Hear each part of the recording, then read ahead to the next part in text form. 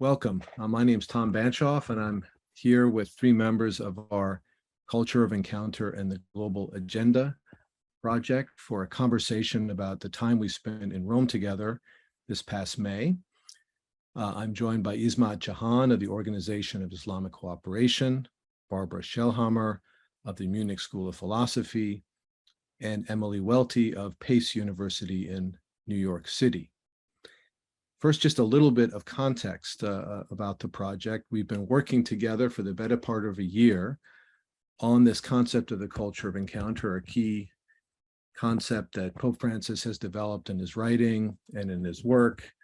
The basic idea being that in a world that's so divided, we need more than ever to encounter one another in a spirit of humility, generosity, patience, and realism, to practice listening and learning from one another, to find new creative ways to find common ground.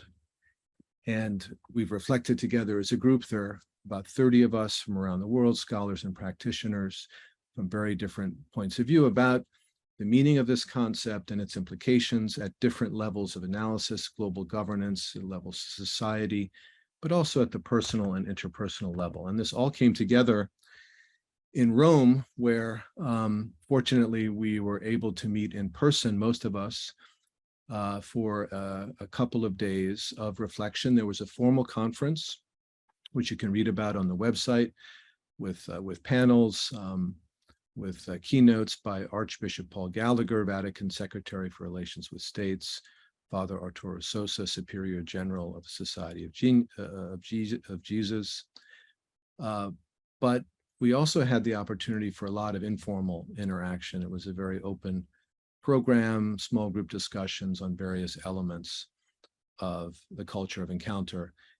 And we tried as best we could to embody some of those themes in our interactions with one another.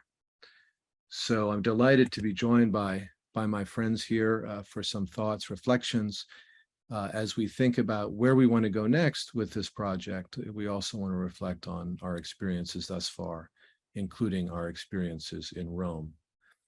So with that, I want to turn it over to Ismat to get us started. Thank you very much, Tom. And well, as you said, that it is going to be our final Zoom interaction in course of the months that we have interacted. Personally speaking, I have learned a lot, and it was always a pleasurable encounter for me, both online and also in Rome. And I will be speaking mostly this would be my personal opinion, and I'd like to have a disclaimer saying that, it's nothing with regard to the organizations I work for, because I found it more rewarding in a way to enlighten myself and how I can use that knowledge in my work in the organization. So I hope I'm clear on this, because I like to speak in all frankness. I'm a career diplomat, and as you know, that sometimes there are gray areas that need to be, taken into account. And so I hope you will excuse me if you find me a little blunt, but I'll try the niceties of diplomacy. So the Rome event was very useful, because to see how the concept that has been discussed over the months with you and the other participants, both mainly online, and also you have shared with us the views of many others who have expressed their in writings, their essays. And Rome for me was more to see how the concept of culture of encounter can be applied in the real world. Its applicability. We know its application can be in family, in the society, and the world at large. And I think, I started by saying that, in my written essay, that what was the beauty of our interactions, that we decided to even agree to disagree. Not everybody who were speaking or interacting had the same mindset. I'll start by saying that when we are arguing about the ramification and application of culture of encounter in global governance, in global politics, to my view, I should say, to my humble view, in my humble view, I felt that there could be over-exaggeration on the applicability of encounter. It sounds very good. We talk about humility, we talk about listening to the other's point of view, but in reality, we resist in real dialogue to meet in a mid point, and which I saw in some of the presentations. There were some political how do you express, was over stress on a particular crisis, while other crises were mostly non-mentioned. And I think, in the article, in the write-up by Christina, who is not with us today, she had very clearly pointed out to that omission. And I felt that, I felt similarly, and I did interact and try to focus on that how realpolitik in global governance overrides the essence of culture of encounter, which basically, as we all know, has been stipulated as means of dialogue, a dialogue over disagreement, a dialogue, peace dialogue over war and conflict, which is absent. So how do we get politicians to understand the essence of culture of encounter? Well, diplomats may try in some ways, but the real guidance and the real instructions come from the political leadership. So there is a lacuna. I hope I've been able to explain that the actual application of the culture of encounter is yet to be seen. But that doesn't mean that we stop using and stop advocating about its importance in global governance. And I would think that other aspects is that there are structural inequalities in many ways in the global politics, global arena, in the international relations. It is also important to see that religious actors or faith-based groups, excuse me, what role can they play? Do they have enough space in that kind of conversation? Are they listened to? Or are they also being influenced by the political leadership? So is there a independent way for thinking on the part of religious group? I mean, we see what is ongoing. There are some efforts for religious bodies, religious groups, religious leaders to have their voice heard, but sometimes we see that voice needs to be conformed to the political will of the powerful. As I said, I'm a little blunt, and do please excuse me.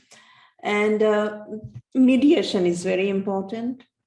When we try to mediate, there should be a semblance of impartiality. And in this regard, we do see the role of religion if in peace building and peacemaking also. So Pope Francis's concept can be useful if it's implemented in a most clear and sincere way. And I think I ended with that, what I was very personally, I was really affected by the concept of forgiveness and restorative justice in the context of peaceful coexistence, because when we're talking about the ultimate aim of culture of encounter is peaceful and harmonious existence. So I did take that lesson with me, that it can be very liberating if somebody is ready to forgive his or her oppressor and have the strength of mind to carry on. And this is very important. I felt that one of the most important takeaway. And in my conversations with others, when I reflect on our Rome meeting and the conference, I always say how much I was impressed and deeply affected by a fellow participant's own recollection of forgiveness. I think I'll stop here, and thank you very much, Tom. Thank you, Ismat, for those wonderful reflections and for getting us started. Over to you, Emily. Thank you. It's lovely to be back in this Zoom space with you all, which feels like where this began in many ways. I was thinking in preparing for being with you all this morning about how our reflections on a single event change over time. And I was making notes of like what stands out for me about the Rome meeting now before I looked at my own essay. And I thought it was interesting to even see how my thought has shifted a little bit from where I was then, and that the culture of encounter makes space for not being frozen to the exact way that we would explain something or engage with something. So my reflection this morning is probably not exactly what I wrote about in my essay, but I sort of reflect on where I was then and a little bit what I think that means now. So the thing that struck me the most about the Rome encounter, I think one of the things that probably made me say yes to being part of this project was it feels very exciting to me to think about what it means to be with strangers that I really did not have any prior affiliation or contact with or knowledge of really, except through the container of this space. And I think that we do not often have these kinds of in-depth encounters with strangers. Many of us move around in spaces a lot where there are strangers, but there are certain power dictates that are either you're in public space and your goal is to get to the next place you're going on public transportation, say. So we're encountering strangers then. Or maybe we encounter strangers in the context of our work, but those are very clearly framed by power and by existing sort of roles, which is not to say that Rome was not also framed by power. I think the very architecture that we're moving in, the institutions that invited us, of course, are all also contained in these power structures. But I was very interested in what it would feel like to be in dialogue without agenda, really, with a community of strangers. We're there for the purpose of dialogue. Sort of brought with that the baggage and the insight simultaneously of having thought about interfaith dialogue, particularly in conflict zones. And I think I came into the encounter somewhat skeptical of the idea that we could just have dialogue that wasn't for an end purpose. The activist in me feels very strongly that there are injustices to be addressed. And so if there is not a clear outcome, there's a calculation around energy that I would urge activists to make around think about what this will cost you to show up. And I'm still reflecting on what it cost each of us to show up. And I think reflecting on seeing everyone else's reflections, it comes through that there were different costs for different people. But this question of like, what does it really mean to be in authentic exchange with strangers is still a fascinating one for me. And as Ismat was saying, that she's continuing to reflect on Rome and the stories she tells. I think one of the stories that comes out for me, or the themes, is what happens when we're present with strangers and there is nothing to be gained and not much to be lost, which is to say that when the parameters are not presenting a paper at a conference in which there might be a gesture towards we're all here to learn from each other. But my personal experience of academic conferences has often been one of the expectation being self-amplification and networking, again, often for career-based purposes. So if we think of what this encounter was not, I was often thinking this encounter is not an academic conference, though some of us may be prepared remarks at some point. It's not really about trying my work out to see if it has traction or becoming a known person for my ideas. But it was also different from activist gatherings or the kind of advocacy I've been involved in at the UN, where the conversations are maybe with strangers, but they are for a very clear purpose. At the end of the day, it is about there is an agenda and how do we move conversations towards that agenda. So I think that my initial reflection was really glorying in the idea that there was not this agenda-based self-amplification. And I've been thinking about other ways to talk about colonialism. I've been observing that when I teach about colonialism, I'm finding students sort of pull back from the theoretical idea of it, and they find it easy to be like, well, that's not happening here in this classroom. But I've started to think about colonialism in terms of extraction. And so if we talk about extractive politics or extractive ways of being together, what are the ways that we often do come into encounters with personal agendas of what can be extracted from this for my own gain, which would be another way of talking about a colonial structure. And I'm interested in the ways that showed up for us in Rome, that there were moments in which there was no agenda and there was nothing to be gained. And so people could be vulnerable to each other and could express uncertainty and could express the idea of changing your mind about something or encountering something in a new way and really move into that talking about what we don't already know. But I also think, looking back on it, that there are habitual patterns that have governed us long before we came into this encounter with each other.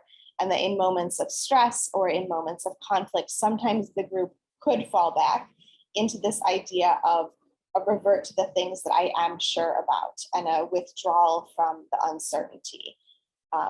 And so that could show up in all kinds of ways around. Suddenly there might be something to be extracted out of this, or a sense of protecting the self that is uncertain. So when I'm thinking about this now, I'm thinking a lot about the value of discomfort in the culture of encounter. And I think that when we have conversations about vulnerability, especially in religious spaces, we center the vulnerable as a population outside of ourselves. And it is good to think about care of the wounded and care of the most marginalized and oppressed people. But I don't think we think enough about the value of discomfort and vulnerability of ourselves. How do we be in spaces where we are vulnerable, where we are uncertain? How do we carry each other's vulnerability?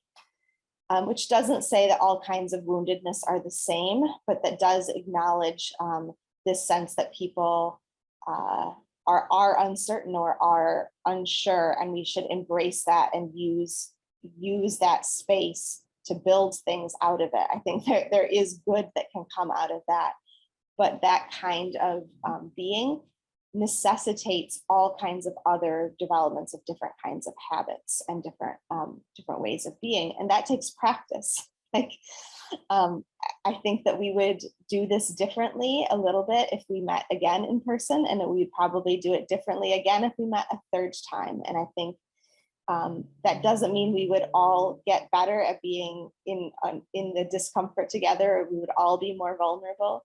I think that's probably a bit utopian to think, but I do have so much curiosity about what can generatively emerge when the space for discomfort and vulnerability can be centered, and some of the habitual retreats into other ways of thinking or old ways of thinking can be turned down a little bit. So that's my sort of opening reflection on continuing to think through our time together. And I will pass it to Barbara. Thank you so much. I'm also very glad to seeing you all again. And listening to you just brings me back a lot of fond memories to the time when we met, and the very conversation you just pointed out, Emily, that occurred there was just very, very emotional sometimes even. And before I start with maybe 3 things that I took away from our meeting, I want to say something that's emotional to me. And I think you pointed it out, Emily, in Rome. It has to do with language. You know, it is hard for me sometimes, although I used to live in Canada and I know that I speak English quite okay, especially when it comes to things that are maybe, you know, more emotional, have something to do with my identity or with my inner self. It's sometimes hard to use English. It feels awkward. And I feel that often in conferences, and even in that kind of open space that we experienced, it takes a lot of trust to stumble around, you know, and trying to find your words. And I feel when I'm closer to people, it's easier. I don't have to think as much. Words just come out just like that. And sometimes I even fall back into German. So when I'm very close with people who, you know, are English speaking, I speak with them in German because it's natural for me. It's closer to who I am. And maybe that just as kind of a pretext to how difficult it is sometimes, and you know, saying or echoing what you were just saying, that it's probably not as easy for all of us to be in certain spaces. And maybe my first observation with something I took away, one of the learnings I took away in the same sort of field,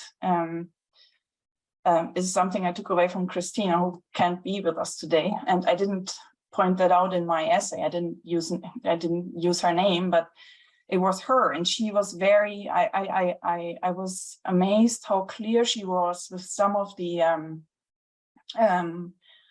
things she also pointed out about being in the center and being at the margins, and how we fall back or withdraw in the center stage when you know, when we feel vulnerable, or when we, you know, don't even think about it, and we want to give space to people whom we think are more marginalized. But you know, what was striking to me was that she pointed out things that I didn't see at that moment, and it had a lot to do with my own feelings.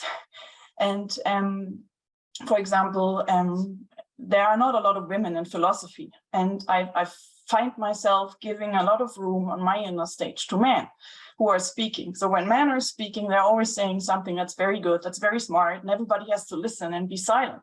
And Christina pointed that out, and she said, did you see that a lot of people are just being so sort of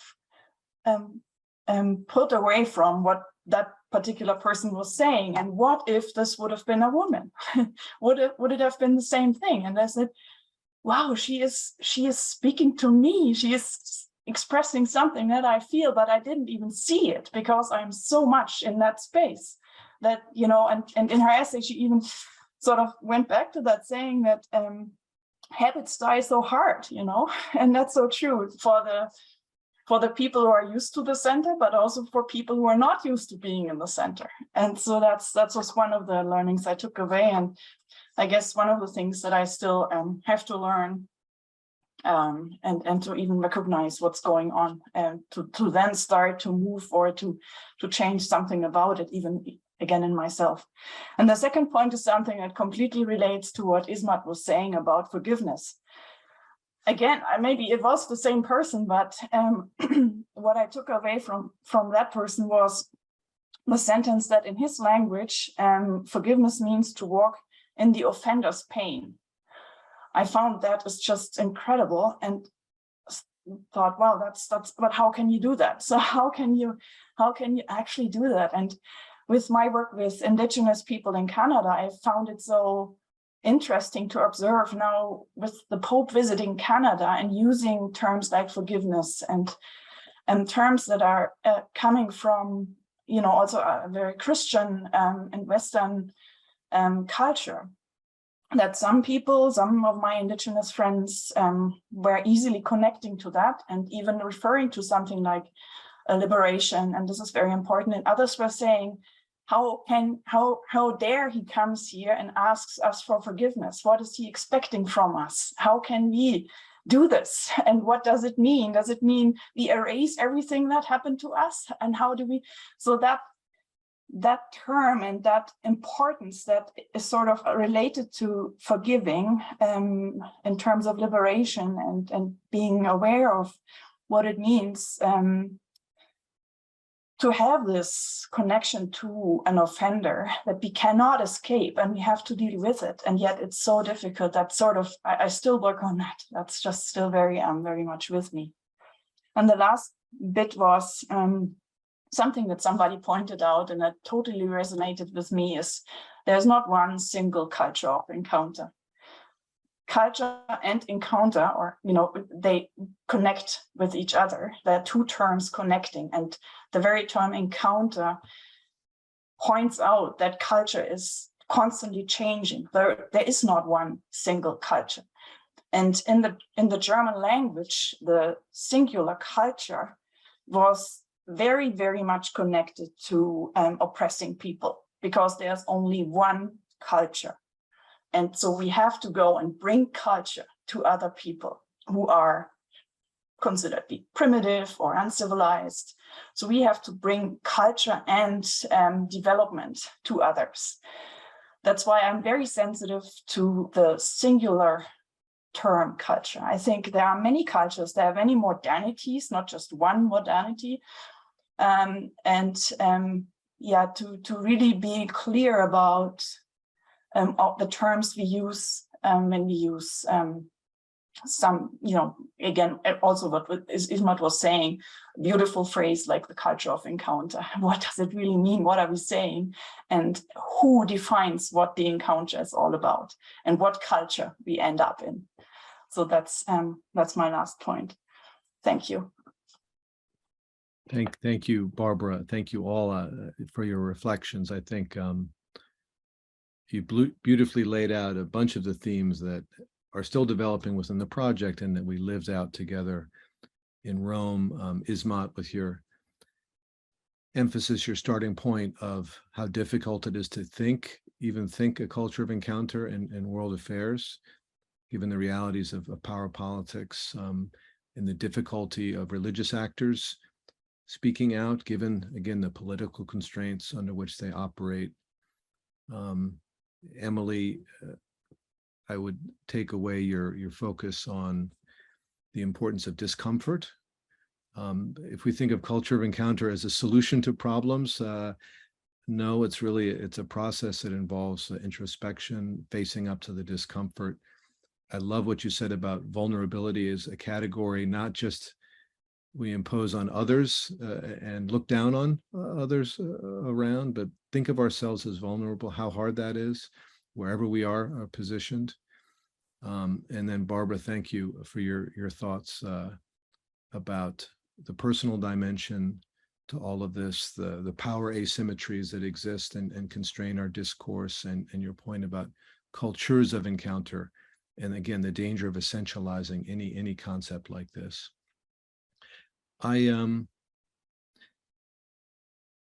want to open it up, and I'm sure you have things you'd like to raise with one another, but coming back to to sort of this theme of where we are. And Emily, you beautifully articulated the fact that, 4 or 5 months after an event, we see the event very differently.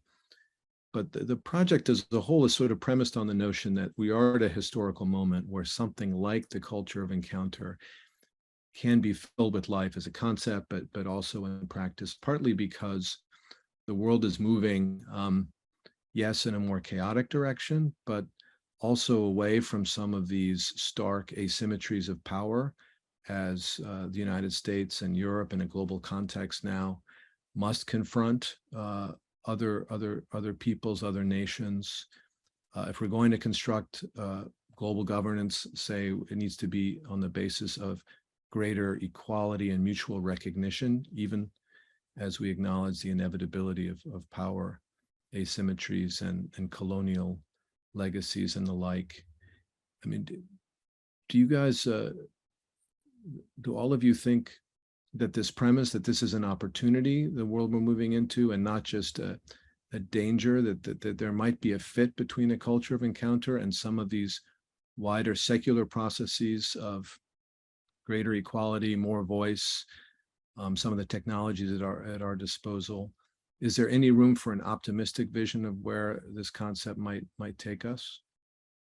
Was just thinking, I hope I don't go first, because I think I feel a degree of cynicism, to be honest. When you phrase it that way, I feel more cynicism about it than I feel about the culture of encounter between strangers when the stakes are low. But I feel uncomfortable with the idea of suddenly the United States and Europe have to take seriously other ways of being and other epistemologies and other power structures. And I think if the powerful suddenly show a big interest in cultures of encounter, the relatively less powerful should be extremely suspicious about that. Like I think when that invitation comes from entities that have used their power in such abusive ways, there is no reason for other ways of being to be like, oh, now you're ready to listen. So I feel a lot of cynicism about too easy an application of these kinds of concepts to a geopolitical stage, because I think we risk making some big assumptions about what that looks like, what that feels like. So I'm very aware in the US context of the way that the idea of encountering the local population has been a military tactic, and it has been militarized as contact with civilians is a way of gathering intel or a way of trying to squash dissent or a way of building enthusiasm for US imperial encounters. So I feel very much more uncomfortable, not productive discomfort, but resistance to trying too hard to say something. I'm just going to take up Barbara's language and pretend that this is called cultures of encounter. I'm so convinced by your framing of it, Barbara. I'm going to say, if we are to think seriously about this cultures of encounter, we need to be really cautious about over applying it to a geopolitical system, where I think some of the willingness to abide with one another, to walk in each other's pain, that is fragile and beautiful and possible, I think, on individual levels, maybe on community levels. When we start to apply that to the highest level, that really raises my guardedness around how insincere and inauthentic that may feel. So perhaps I shouldn't have gone first, and I have such cynicism around that. Well, thanks, and that's a very valuable perspective, and I agree with what you're saying. But if it's a process that involves multiple voices and tries to bridge, I mean, you can't begin with the global level. And obviously, as Ismat pointed out, and as I mentioned, world politics is dominated by structures of power. There's dialogue, but it's very much subordinate to that. I guess the question is there a level between the personal and the geopolitical, where in a world where we're more connected by digital technologies and there's more opportunity for voice, for meeting strangers, is there a way to cultivate a culture of encounter at a sort of transnational global civil society level, or are you also skeptical about that? Here's a moment where I'll sort of exercise the vulnerability and the not knowing that am saying is so valuable. I don't know. I hope so, but I don't know. I have productive curiosity about that. Yeah. Well, I was listening very carefully to what Emily had to say, and in some ways, I do share her skepticism with regard to that, but I'm a bit more cautious optimism with regard to the application of the concept of culture of encounter, because as a concept, it is very good, very beautiful, but there are challenges in its application, as I have already mentioned, and you have also said, with regard to the geopolitics and the greater interplay of nationalistic interest or national interest of various countries. But I think it does have some kind of spiritual appeal. And one very important point that you mentioned, Tom, is with regard to the personal versus the geopolitical, what should I say, geopolitical appeal of the culture of encounter. In some ways, I think that, you know, in a negotiation, when you are sitting in negotiation, and I have some, speaking from some personal experience, when you see that your interlocutor is amenable to engage and is willing to listen to you and willing to come in the middle. I mean, you know, if you just stick to your own guns, you will not get anywhere. I mean, of course, if you are very powerful, you can shoot your opponent, not literally, but, you know, I mean, but there should be some way to engage. And this is what the culture of encounter, as I understood over this month, suggested, that in when we are confronted with a crisis situation or a challenge, there are various sides. But if the personalities engaged in such a discourse are amenable to seek a solution, it is possible. I mean, you know, it's not that even keeping the national interest, there are ways when we see that the personal encounter or the personal overtures, rather, of a negotiator is very important in making a breakthrough. So in that respect, when you talk about culture of encounter, it's not only humility, but the willingness to get to a win-win situation. I'm speaking from, you know, diplomatic, my experience, because sometimes if you see the opponent is very, not opponent, the other interlocutors on the other side is very strict and not willing to budge a little, then a negotiation breaks. But there should be willingness to continue. And this is what culture of encounter would entail. But as you know, there is also at the UN, the culture of peace. It has been for decades on the table, and number of resolutions have been adopted, which also provides some set of values of peaceful engagement, minimizing hostility in society and in between and among countries at large. So culture of encounter to this respect is not a very new or a novel concept, but I would not outrightly brush it away. It also depends on who wants to engage and how one wants to engage. So it's a personal views that one can do in engaging. Thank you. This is a great discussion. Barbara, did you have some thoughts?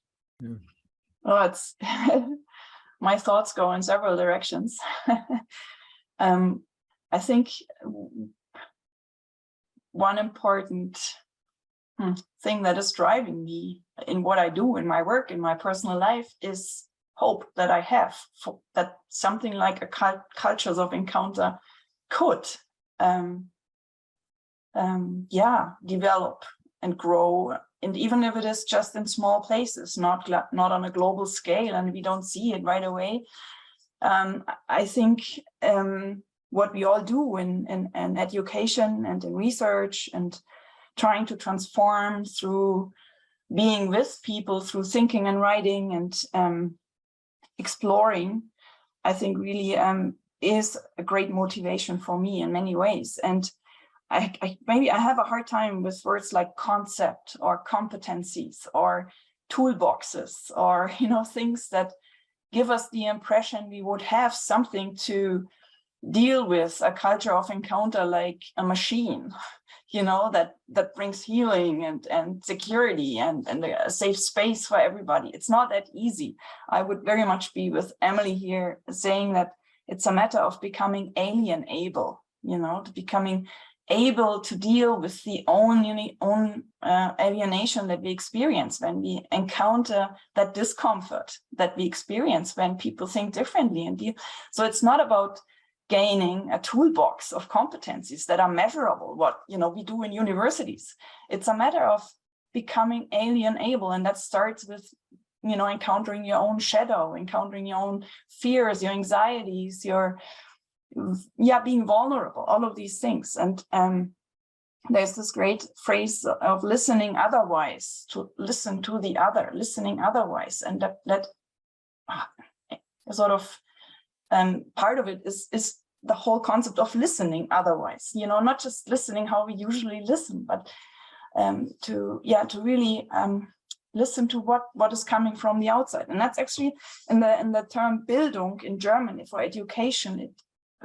Humboldt pointed out that Bildung means to be exposed to something that is not me, that comes from the outside. That is what Bildung is all about. It's not about competencies and learning a set of competencies and to prove that you got them. It's about being constantly exposed to something that's not yourself. And that's how we grow. And that's what Bildung in education means. And I wonder how we could incorporate that in our work, in education, in you know, universities and the work we do. Yeah. And then I have hope. Yeah, the education piece is one of the main work streams we might imagine going forward for the project. And there are nice parallels between culture of encounter and other notions out there like global citizenship that might also provide a way of bridging our conversation with other conversations that are going on. Emily, further thoughts from your end? I'm just struck in hearing and sitting with what Barbara and Ismat are offering about, how do we develop the willingness to be open and to have our ideas changed. I've been reflecting a lot on being back in the classroom with students and the danger of politeness in some ways, that the really good intention to not say something that will offend somebody else, which is a good starting place in terms of trying to be a good citizen in spaces where difference exists. I think is developing a habitual response to withdrawal. And so I think it's very fashionable for people to talk about being in silos. I'm so very, very tired of hearing about silos and think we need new language to open up that conversation. But I'm thinking a lot about developing resiliency in the face of discomfort and practices around this listening experience that I think Isma and Barbara are both talking about, how to model that in our engagements and how to make it clear that we are willing to encounter challenge, actually, not just hearing someone who thinks something differently, but to link it back to Rome, I had this moment where in between things, a participant came and really pushed me on my Mennonite commitments to pacifism, really pushed me. And I was so aware of my habitual responses, which one are conditioned by Zoom, which is that I can withdraw into my comfort and like get out of the conversation as quickly as I can, or even a classroom response that is a very practiced set of talking points, not the first time someone has pushed back on pacifism. But there was something about being in my first in-person meeting and the quality of some of the side conversations also that were happening that really moved me into this vulnerable place of being deeply challenged about one of the core beliefs that I hold most dear, that I could hear in a different way. And I could offer something that wasn't an argument, that wasn't so certain. And the way that was reciprocated by that participant also wasn't like that he had scored a point. And we both ended up taking a walk together at some point and talking about our willingness to show up differently from both of our kind of habitual responses. And that's like a moment, if we talk about moments of hopefulness, I think we need embodied hope of like, I feel hopeful because I've experienced this thing. And as educators, a lot of what we do is tell the stories of hopefulness. There's reason to be hopeful because of this.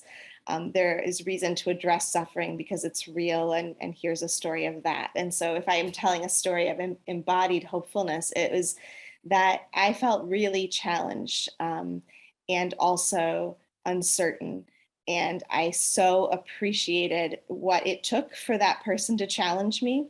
And I felt so appreciative that we could talk about how strange and weird and oddly beautiful it was to have this micro conflict, just language I wouldn't usually describe about that kind of thing.